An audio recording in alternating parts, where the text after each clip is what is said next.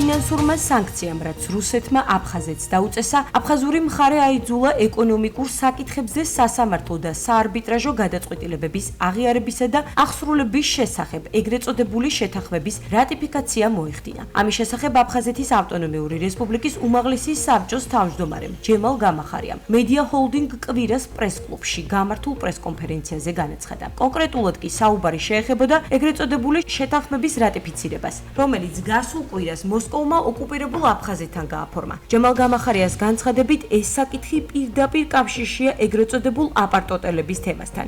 როდესაც ვეხებით ამა თუ იმ ხელშეკრულების თემას, ამა თუ იმ კანონის, ეგრეთ წოდებული კანონის თემას, რომელსაც აფხაზებს აიძულებენ რომ მიიღონ, ჩვენ ვამბობთ, რომ ეს არის ცოცავი ანექსიის პოლიტიკის შემადგენელი ნაწილი.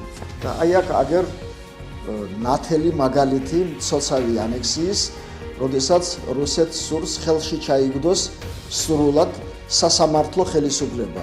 როგორც ჯემალ გამახარიამ განაცხადა, აფხაზეთის უმაღლესი საბჭო ამ ეგრეთ წოდებულ შეთანხმებას ბათილად აცხადებს.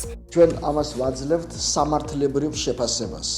სამართლებრივ შეფასებას ვაძლევთ და გამომდინარე საერთაშორისო სამართლიდან, ქართული კანონმდებლობიდან გამომდინარე ჩვენ ბათილად ვაცხადებთ ამ დოკუმენტს და იმ დოკუმენტს, რომლის ძალითაც მოხდა რატიფიკაცია.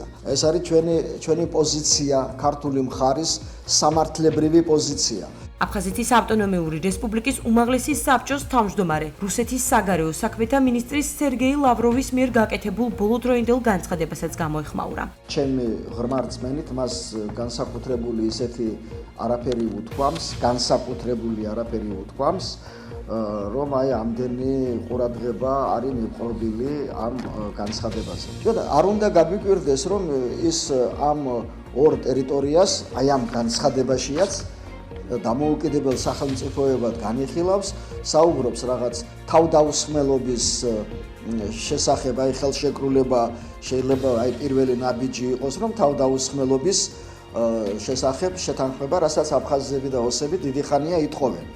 მაგრამ ქართული მხარე ამაზე არ წასულა დღემდე და არც არასოდეს წავა, სანამ ეს ორი ტერიტორია იქნება ოკუპირებული.